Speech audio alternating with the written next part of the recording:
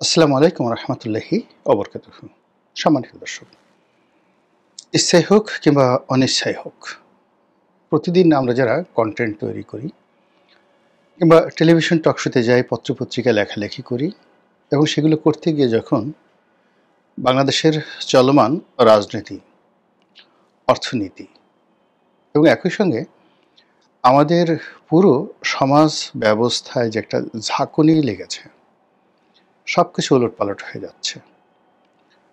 কেন হচ্ছে, কী কারণে হচ্ছে এবং এগুলোর ভবিষ্যৎ কী, তা নিয়ে যদি আপনাকে আলোচনা করতে হয়, সঙ্গতির কারণেই জামাতের প্রসঙ্গে এসে যায়, বিএনপির প্রসঙ্গ আসে। তো আজকের এই ভিডিওতে জামাত নিয়ে আলোচনা করব, যদিও আমি ব্যক্তিগতভাবে ঠিক জামাত নিয়ে কথা বলতে স্বাচ্ছন্দ্য বোধ করি না। জামাতের প্রতি বিরাগের জন্য নয় কিংবা অনুরাগের জন্য নয়, স্বাচ্ছন্দ্য বোধ করি না এই কারণে যে ঠিক 1986 সন থেকে আমি এই দলটিকে ঘনিষ্ঠভাবে দেখে আসছি একজন সাংবাদিক হিসেবে। পরবর্তীতে আমি যখন 91 থেকে একেবারে 2001 পর্যন্ত 10 বছর ব্যবসা বাণিজ্য করেছি, এর বাইরে অন্য কোনো কিছু চিন্তা ভাবনা করিনি। তখন আসলে কোনো রাজনৈতিক দল নিয়ে আমি আসলে ওরকম চিন্তা ভাবনা করিনি। কিন্তু যখন 2001 সনে জাতীয় নির্বাচনে অংশগ্রহণ করার জন্য আমি তৃণমূলে কাজ শুরু করলাম, তো সেখানে আমার যে নির্বাচনী এলাকা, সেখানে আমার প্রতিদ্বন্দ্বী হিসেবে জামাতের একজন প্রার্থী ছিলেন বিখ্যাত আব্দুল কাদের মোল্লা। আমাদের বাড়ি একই উপজেলাতে, তবে বেশ খানিকটা দূরত্বে, ধরুন 10-12 কিলোমিটার দূরত্ব হবে তার বাড়ি। কিন্তু কয়েকটি কারণে তার সঙ্গে আমার ব্যক্তিগত সম্পর্কের যে বন্ধনটা, এটি অম্লান ছিল। প্রথম কারণ হলো, আমি যে স্কুলে পড়তাম, বাইশরশি শিবসুন্দরী হাই স্কুল, এই স্কুলে তিনি 60-এর দশকে শিক্ষকতা করতেন, সম্ভবত 66, 67, 68 সনে। এবং আমার ফুফু, চাচা অনেকেই তার ছাত্র ছিলেন, যারা ওই স্কুলে ওই সময়টাতে পড়াশোনা করতেন এবং যারা স্বাধীনতা যুদ্ধকালীন সময়, পরবর্তী সময় খুব বড় বড় পদে, সরকারি বেসরকারি বড় বড় পদে কিংবা ব্যবসায়িক হিসেবে খুব ভালো অবস্থানে পৌঁছে গিয়েছিলেন। তো তাদের শিক্ষক ছিলেন জনাব আব্দুল কাদের মোল্লা। এবং স্কুলের পাশে তিনি যে বাড়িটিতে থাকতেন কাছাকাছি, সেই বাড়িটি আমার এক আত্মীয়, নিকটাত্মীয়, সেই বাড়িতে তিনি থাকতেন। তো ওই আমলে, যেটা 60-এর দশকে হতো, যে বাড়িতে থাকতেন সেই বাড়ির ছেলে মেয়েদেরকে পড়াতেন, তারপরে স্কুলের শিক্ষকতা করতেন। এটা ওই সময়টিতে একেবারে যাকে বলা হয় স্বাভাবিক একটা বিষয় ছিল। তো পরবর্তীতে যখন সাংবাদিকতা শুরু করলাম, তখন দেখলাম যে কাদের মোল্লাও সাংবাদিক, এবং যেন তেন সাংবাদিক না, বেশ বড় সাংবাদিক। আমাদের পরিবারে তখন বেশ কয়েকজন নামকরা সাংবাদিক আছেন। তার মধ্যে বিচিত্রার চিফ রিপোর্টার ছিলেন জনাব কাজী জাওয়াদ, তারপর অবজারভারের চিফ রিপোর্টার ছিলেন জনাব খলিলুর রহমান, আরেকজন ছিলেন শহীদুজ্জামান খান। উনি অবজারভারের ফাইন্যান্সিয়াল পেজ দেখতেন এবং পরবর্তীতে ফাইন্যান্সিয়াল এক্সপ্রেসের এডিটর হয়েছিলেন, ডেইলি স্টারও চাকরি করতেন। তো সংবাদপত্র জগতের সঙ্গে আমাদের যে সম্পর্ক, সেই সম্পর্কটা দীর্ঘদিনের। আরও পুরনো দিকে গেলে আরও অনেককে পাওয়া যাবে এই লেখক সাংবাদিক হিসেবে। তো এর মধ্যে কাদের মোল্লাও আছেন আমাদের বাড়ির একেবারে কাছাকাছিতে। তো সেই সুবাদে ওনার সঙ্গে আমার একটা সম্পর্ক হলো সাংবাদিক হিসেবে।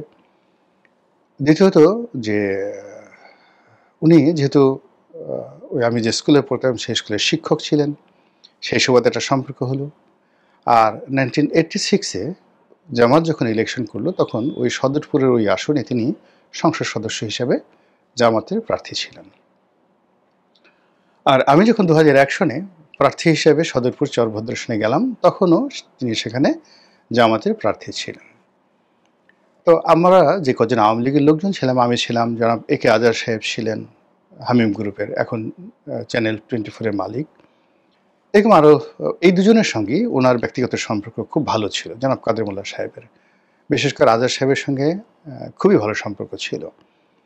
উনি আমাদের সঙ্গে কথাবার্তা বলতেন। সেই সুবাদে জামাতকে দেখার সুযোগ হয়েছে কাছাকাছি। এর বাইরে অন্যান্য যে সকল শীর্ষ নেতৃবৃন্দ রয়েছেন জামাতের, গোলাম আজম সাহেব সহ, তাদের অনেকের সঙ্গে সাংবাদিক হিসেবে যতটুক ঘনিষ্ঠ হওয়ার সুযোগ ছিল সেটা হয়েছি।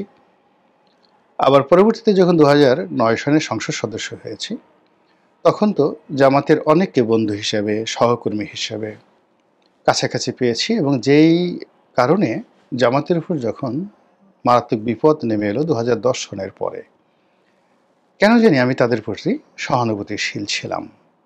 বুঝে হোক না বুঝে হোক সহানুভূতিশীল ছিলাম, এবং তাদের পক্ষে অনেক কথা বলেছি, অনেক কিছু লিখেছি। তো সেই সুবাদে জামাত নিয়ে আসলে নেতিবাচক কথা বলাটা আসলে আমার স্বভাবের, আমি সেটা বলবো না। 71-এ তাদের যে ভূমিকা আছে সেই ভূমিকার কারণে তারা অনুতপ্ত হোক বা না হোক এটা তাদের ব্যক্তিগত বিষয়। আমি 71 নিয়ে জামাতের সমালোচনা আগেও করতাম, এখনও করি, কিন্তু ব্যক্তিগতভাবে কোনো মানুষের সঙ্গে আমার জামাতের কারোর সঙ্গে তেমনি শত্রুতা নেই। তো জামাত সম্পর্কে আমার যে ধারণা ছিল সেই ধারণাটা হয়তো সারা জীবনে থাকতো, কিন্তু যদি এই জুলাই আগস্ট বিপ্লব না হতো তাহলে আমার কাছে মনে হতো যে আমি একটা শিশু হিসেবে মারা গিয়েছি। এই অল্প সময়ের মধ্যে জামাতের যে বিবর্তন এবং জামাতের যে আবর্তন, আপনারা তো বিবর্তন বুঝেন, যে একটি জায়গা থেকে রাতারাতি পরিবর্তন হয়ে অন্য কিছুতে পরিণত হওয়া, যেমন বানর থেকে মানুষ হওয়া, মানুষ থেকে জানোয়ার হওয়া ইত্যাদি নানা রকম যে কথাগুলো আমরা বলে থাকি। তো এটাকে বলা হয় বিবর্তন, জাস্ট পরিবর্তন। আর আবর্তন হলো ঘূর্ণিপাক, চারিদিকে ঘোরা।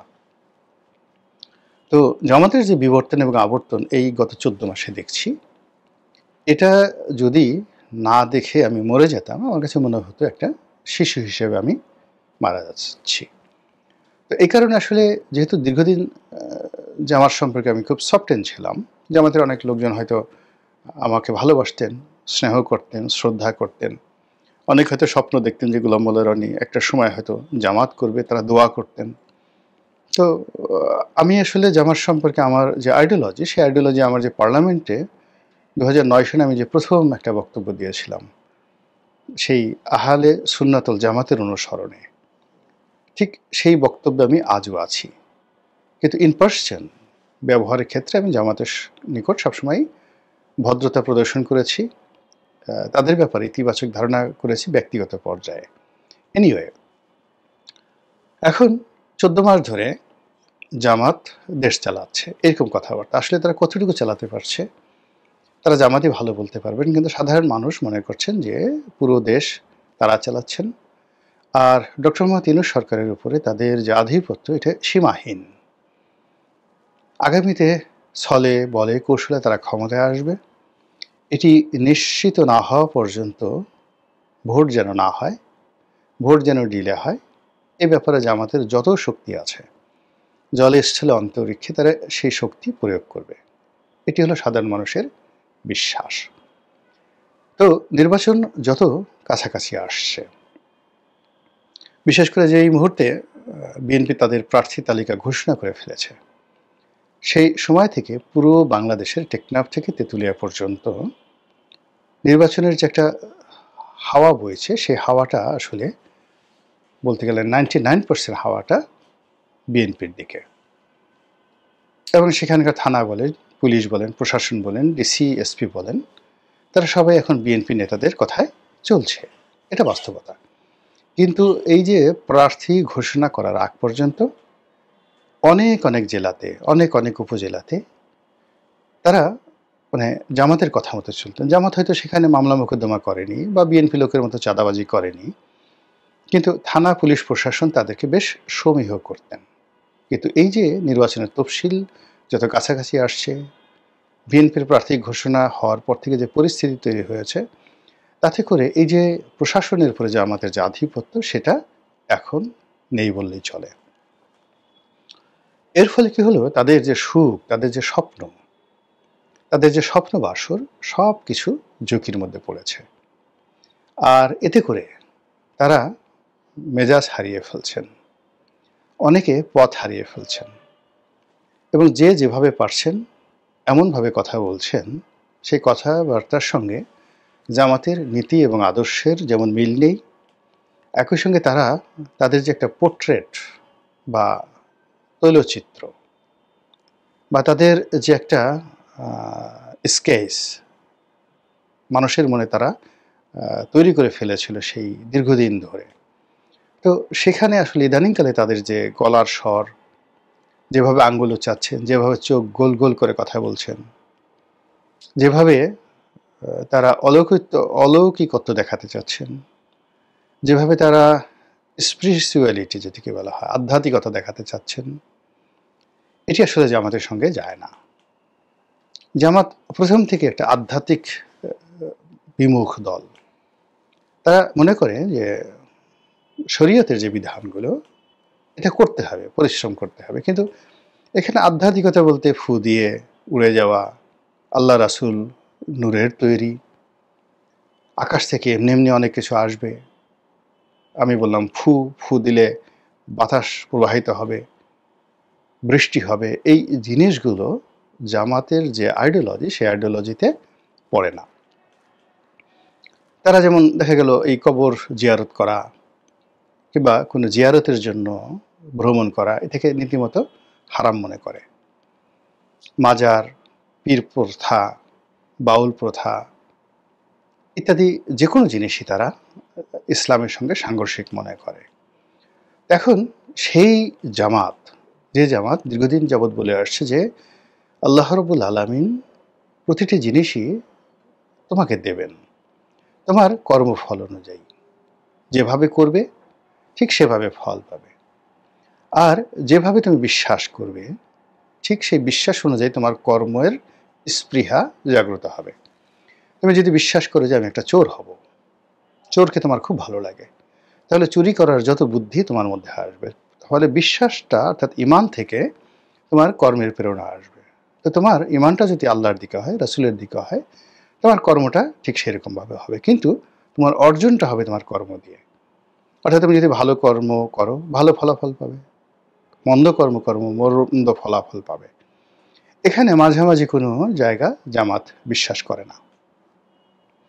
কিন্তু জামাতের যারা প্রতিপক্ষ তারা মনে করেন যে একটা মানুষ ৯০ বছর যাবৎ চুরি করছে, ধর্ষণ করছে, রাহাজানি করছে, পথের মধ্যে হঠাৎ করে কোনো একজন অলি আল্লাহ দেখা হলো, অলি আল্লাহ তাকে জিজ্ঞাসা করলেন, বাবা কেমন আছো, এক গ্লাস পানি দাও।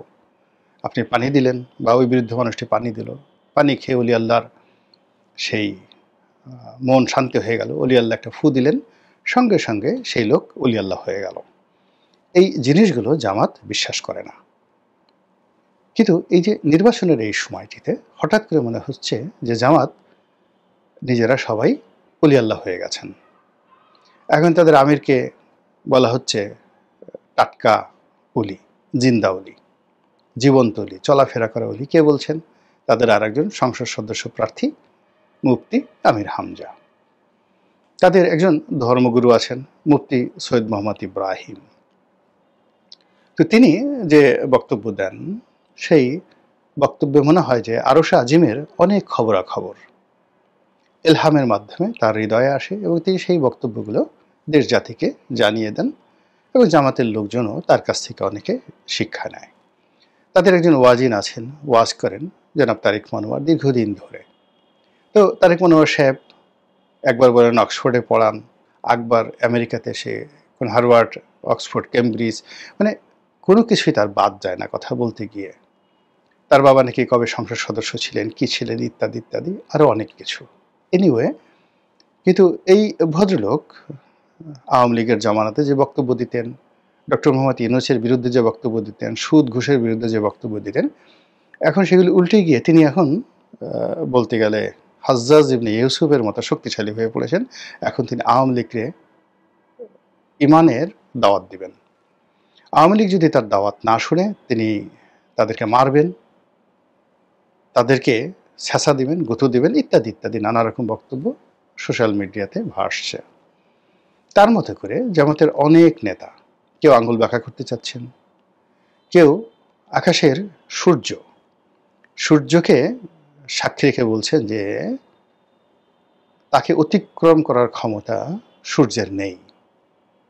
সূর্য আল্লাহর হুকুমে, ওই যে ভদ্রলোক বললাম সেই ভদ্রলোকের ইজ্জতের মানে জিল্লতিতে, নূরের জিল্লতিতে সূর্যের যে গতি থেমে যাবে, না যাবে অস্ত, না হবে উদিত।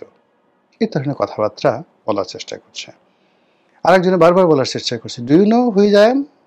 আমি কে? ধরুন আমার নাম গদা শাহ।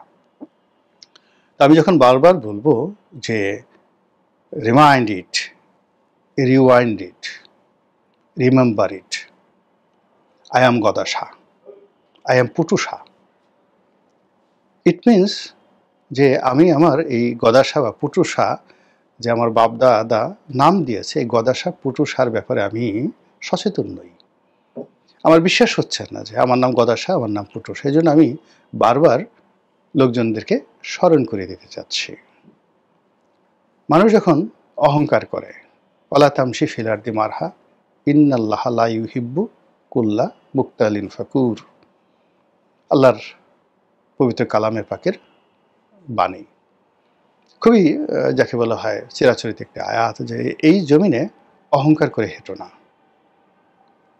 তোমরা এই অহংকার করে আমার জমিনটাকে ফাটিয়ে ফেলতে পারবে না, কিংবা লাভ দিয়ে আমার পাহাড়টিকে অতিক্রম করতে পারবে না। তো সেখানে জামাতের যারা নেতা এই আয়াতগুলো জানার পরেও তারা অহংকার করছেন, ভীষণ রকম অহংকার করছেন, যেটা তাদের চরিত্রের সঙ্গে মিলে না। তারা গলায় পাড়া দিতে চাচ্ছেন, জিহ্বা ছিঁড়ে ফেলতে চাচ্ছেন, এবং যেন তেন নয়। তারা গলায় পাড়া দিয়ে ডান হাত দিয়ে জিহ্বা ছিঁড়বেন না, বাম হাত দিয়ে টান দিয়ে জিহ্বা ছিঁড়ে ফেলবেন, এবং সবাইকে সাবধান করছেন যে সাবধানে কথাবার্তা বলবেন, সেই দিন আর নেই। আর এই কথা বলছেন একেবারে শীর্ষ পর্যায়ের নেতৃবৃন্দ, যারা কখনো জোরে কথা বলতেন না, হাসি মুখে ছাড়া কথা বলতেন না, এখন তারা কথায় কথায় রাগ হয়ে যাচ্ছেন। তো এই যে আপনার যেটা ট্র্যাক রেকর্ড রয়েছে, সেই ট্র্যাক রেকর্ডের বাইরে আপনি যখন বের হয়ে যাবেন, কিংবা আপনার যে সীমা পরিসীমার বাইরে চলে যাবেন, বর্গক্ষেত্র, গোলাকার ক্ষেত্র, আয়তক্ষেত্র বা ত্রিভুজ, ট্রায়াঙ্গেল, যাই বলেন না কেন, আল্লাহ রাব্বুল আলামিন প্রতিটি প্রাণীর জন্য একটা সীমারেখা নির্ধারণ করে দিয়েছেন। মানবের জন্য, জানোয়ারের জন্য, পশু পাখি, কীটপতঙ্গের জন্য। যদি আপনি হারিয়ে যান এবং সেই সীমার বাইরে চলে যান, আপনি আর সীমার ভিতরে ফিরতে পারবেন না। সীমা অতিক্রমকারীকে আল্লাহ কখনোই পছন্দ করেন না, এবং সীমা অতিক্রমকারীর সবচেয়ে বড় বিপত্তি হলো সে আর তার সীমার মধ্যে ফিরতে পারে না। তো সেই দিক থেকে আপনি দেখবেন যে একটা প্রজাপতি ঘরের মধ্যে ঢুকে গেছে, সে চেষ্টা করলে, আপনি বারবার চেষ্টা করছেন যে এই ঘরের মধ্যে মরে যাবে, কিন্তু সে আর বেরোতে পারছে না। ঘরের মধ্যে একদিন দুই দিন পরে সে মারা গেল। এভাবে যখনই কোনো একটা মানুষ, কোনো একটা প্রাণী, পতঙ্গ তার যে সীমা, সেই সীমাটা অতিক্রম করে ফেলে, তখন সে আর সেখান থেকে ফিরতে পারে না।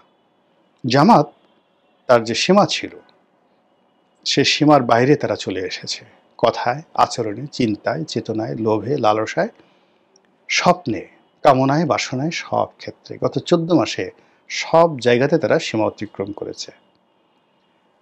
ফলে আগামীতে যে পরিবর্তন আসছে, সে পরিবর্তন যেভাবেই আসুক না কেন, জামাত তার আগের জায়গায় আর ফিরতে পারছে না।